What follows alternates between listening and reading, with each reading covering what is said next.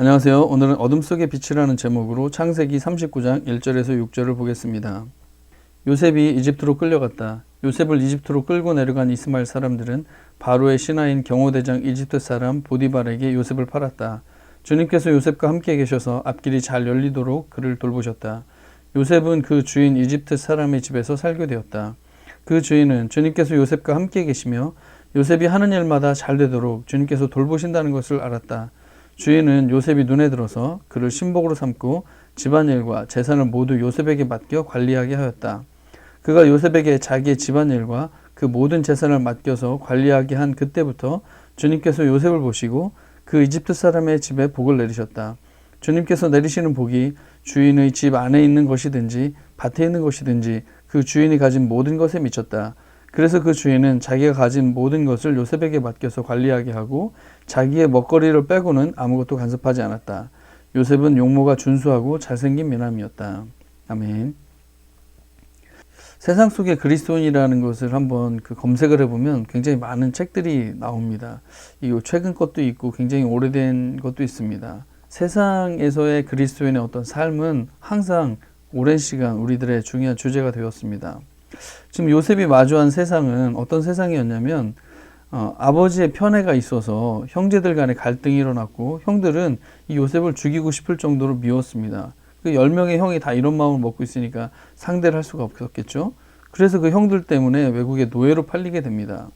그리고 고위 공무원인 보디발의 아내의 모함으로 성폭행 미수범이 되어버립니다. 그 나라의 어떤 관료들을 도저히 이길 수가 없는 것이죠. 그리고 이제 투옥되어 감옥살이를 하게 되고 그 감옥에서 고위 관료들의 꿈을 해석해 주었지만 누구도 신경 써주지 않게 됩니다. 그래서 13년의 시간을 힘든 현실, 그 외부의 힘, 구조적인 힘과 악에 눌려서 살아가게 됩니다. 이것이 요셉이 마주한 세상이었고 그 속에서 하나님을 섬기는 백성으로 살아가야만 했습니다. 그래서 오늘 우리가 생각해 보고 싶은 것은 이런 거대하고 강력한 구조 악 속에서 그리스도인은 어떻게 살아가야 할까? 사실은 이런 문제는 지금도 계속해서 나오는 문제고 우리의 실제적인 고민이기도 합니다. 거대하고 강력한 구조학 속에서 그리스도인은 어떻게 살아가야 할까요? 첫 번째, 선하신 하나님의 일하심을 신뢰하기입니다. 요셉이 무기력하게 고생할 때 하나님은 그럼 뭐하고 계셨을까? 지금 13년이라는 시간 동안 15장 13절에 보면 너의 자손이 다른 나라에서 나그네 살이를 하다가 마침내 종이 되어서 400년 동안 괴로움을 받을 것이다. 이것은 하나님이 아브라함에게 말씀하셨던 문제고 아브라함의 문제의 연속선상에 있습니다. 즉 요셉이 지금 여기에 와서 이런 나그네살이의 고생을 하는 이런 것은 아브라함 때부터 예견된 일이라고 하는 것입니다. 하나님이 지금 모르고 갑자기 너무 가슴 아프게 생긴 일이라기보다 이미 예견된 일이라고 하는 것입니다. 그리고 너의 자손은 4대째가 되어서야 이 땅으로 돌아올 것이다. 왜냐하면 아모리 사람들의 죄가 아직 벌을 받을 만큼 이르지는 않았기 때문이다. 즉 이스라엘 백성들에게 이 가나안 땅을 줄 것인데 이 아브라함의 자손에게 가나안 땅을 줄 건데 이 가나안 땅을 그냥 주는 게 아니라 그 땅에 거주하고 있는 사람들의 죄악이 가득 차서 그들에 대한 징계도 동시에 진행되어야 되는데 아직 그들이 그만큼의 죄가 이르지는 않았기 때문에 이스라엘 백성들에게 이 땅을 줄 수는 없는 그런 것이죠. 그래서 하나님에게는 이런 계획이 있는 것이죠. 또 이런 것도 있습니다. 나중에 이제 요셉을 통해서 이스라엘 백성들도 다 먹고 살 수 있게 되고 막 이런 상황이 됐을 때 형님들이 나를 이곳에 팔아 넘기긴 하였습니다만 그것은 하나님이 형님들보다 앞서서 나를 여기에 보내셔서 우리의 목숨을 살려주시려고 그렇게 하신 것입니다. 이런 말씀이 나옵니다. 지금 요셉이 무기력하게 고생하고 있는 것 같지만 지금 이스라엘 백성들을 먹여 살릴 뿐만 아니라 이집트도 먹여 살리고 그 주변의 기근으로 인해서 먹고 살기 어려운 많은 사람들도 동시에 해결하고 있는 이런 하나님의 빅픽처가 있었다고 하는 것입니다. 즉 대포, 총탄, 육박전, 기습 이런 것들이 막 생사를 오가는 치열한 전투 현장을 우리는 살아가고 있습니다. 세상 속에서. 그런데 이것은 동시에 하나님의 큰 작전 계획 속에 세워져 있고 그 계획대로 지금 하나님은 승리로 이끌어가고 계시는 그런 큰 전쟁의 한가운데 있는 것입니다. 그래서 우리가 지금 생사를 오가는 일이 우리 세상 속에서 계속되고 있다 할지라도 하나님의 큰 계획이 승리하고 있다고 하는 그런 것이 우리가 믿어드려야 될 영역인 것입니다.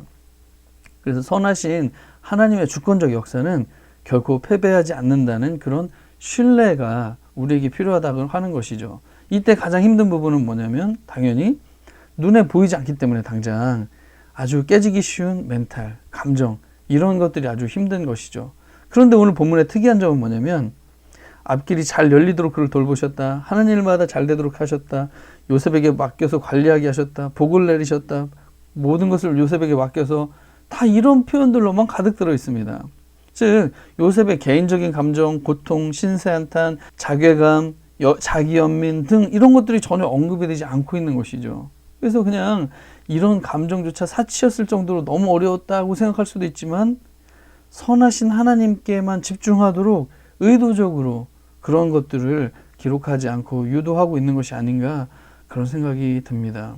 그래서 진정한 영적 싸움은 우리가 나의 이 현실만 볼 것인가 아니면 크신 하나님의 주권이 흐르고 있는 일하고 계시는 어떤 이 선하심을 바라볼 것인가가 영적인 싸움의 중요한 모습이라고 할 수 있겠습니다. 그래서 이 거대하고 강력한 구조학 속에서 선하신 하나님의 일하심이 계속되고 있다는 것을 믿어드리는 것은 너무 중요한 일입니다. 그리고 현실에서 통용되는 실력을 갖추는 것도 중요한 부분입니다. 3절 보면 주님께서 요셉과 함께 계시며 요셉이 하는 일마다 잘 되도록 주님께서 돌보신다는 걸 알았어요. 또 요셉이 눈에 들었어요. 신복으로 삼고 싶었어요. 삼았어요. 그리고 집안일과 재산을 요셉에게 다 맡겼습니다. 그랬더니 이 사람의 집이 안에 있는 일이든 밖에 있는 일이든 밭에 있는 일이든 모든 것에 복이 임했다고 하는 것입니다. 그리고 39장에 가보면 또 간수장에게서 또 눈에 들게 합니다. 감옥 안에 있는 모든 일을 또 요셉에게 맡기고 요셉이 혼자 처리하도록 해주었습니다. 아무도 간섭하지 않을 정도로 완벽하게 일을 처리했다고 하는 것입니다. 모든 것을 맡길 수 있는, 믿고 맡길 수 있는 직원인 것이죠. 최고의 자산 관리자, 펀드 매니저. 이 사람한테 맡기면 막 몇 배씩 불려주는 뭐 이런 일. 그러니까 실력이 아주 탁월하게 눈에 띄게 사람들의 눈에 들 정도로 되었다고 하는 것입니다. 제가 꽤 오래전에 읽은 책 중에 이런 그래프가 있었습니다. 이쪽으로 가면 열의가 되게 높은 거고 이쪽으로 가면 역량이 높은 건데 지금 역량도 높으면서 열의가 높은 이런 사람들에게는 위임을 해라.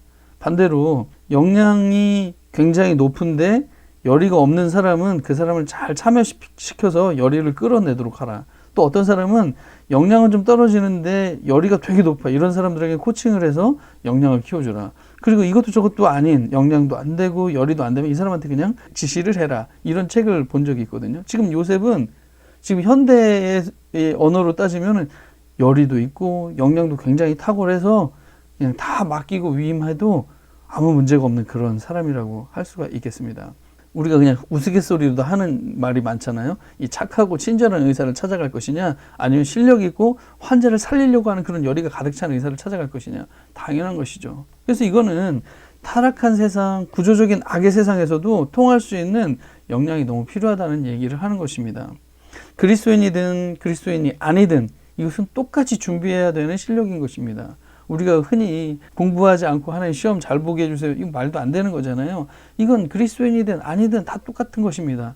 그런데 그리스도인에게는 한 가지 더 있습니다. 그건 뭐냐면 하나님의 함께 하심과 돌보심에 의해서 세상 현실에서도 통할 수 있는 실력이 더 갖춰질 수 있다고 하는 것이 우리가 가지고 있는 굉장히 중요한 요소일 수 있습니다. 그건 뭐냐면 세상에 대한 하나님의 사랑과 관심, 그리고 세상으로 보냄받았다고 하는 사명감, 여기에서부터 축적되고 생기는 열의와 사명감과 그래서 뭔가 해결할 수 있는 능력이 생기는 이런 문제는 우리 그리스도인들이 가지고 있는 너무 중요한 요소라고 할 수 있습니다.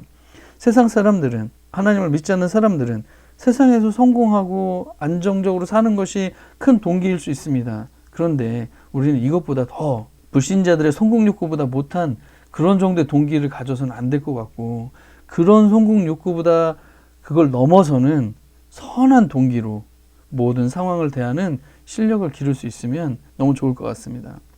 그래서 이 거대하고 강력한 구조학 속에서 그리스도인은 선하신 하나님의 일하심을 볼 수 있어야 됩니다. 그리고 현실에서 통용되는 실력을 갖추어야 되고, 마지막으로는 현실을 능가하는 기적을 기대할 수 있어야 될 것 같습니다. 요셉만의 특별한 점은 뭐냐면 그들이 요셉 그에게 대답하였습니다. 우리가 꿈을 꿨는데 해몽할 사람이 없어서 그러네. 요셉이 그들에게 말합니다. 해몽은 하나님이 하시는 것 아닙니까? 그리고 임금님께서 기뻐하실 대답은 하나님이 해주실 것입니다. 이런 이야기를 합니다. 즉 세상의 막강한 힘, 그 당시에 이집트의 막강한 힘, 이런 것으로도 전혀 해결할 수 없는 문제들이 있었다는 것입니다. 이게 꿈 해몽이었죠. 지금으로 따지면 과학, 의학, 돈, 권력, 물리력으로도 전혀 해결할 수 없는 문제들이 우리 속에 많이 있습니다. 해결 못하는 문제들로 가득 찬 세상이죠.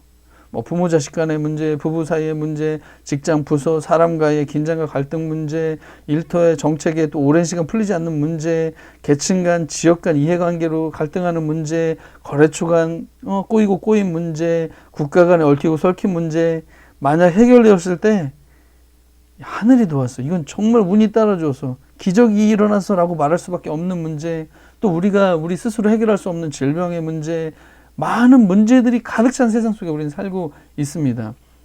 왜 이렇게 과학이 발전했고 경제력이 이렇게 발전했고 군사력이 이렇게 발전했고 모든 것이 발전되어 있는데도 왜 이렇게 해결되지 못하는 문제들로 가득 차 있느냐. 저는 이 하나님의 초월적 도우심으로, 기적 같은 도우심으로 그걸 구하는 그리스도인들을 위해서 남겨두신 문제가 아닐까, 그런 생각을 합니다. 저는 많은 그리스도인들이 일터에서, 가정에서, 곳곳에서 이런 하나님의 기적적인 도우심을 통해서 문제를 해결하는 그런 초월적인 도우심을 경험하는 그리스도인들이 많아졌으면 좋겠다는 바람을 가져봅니다.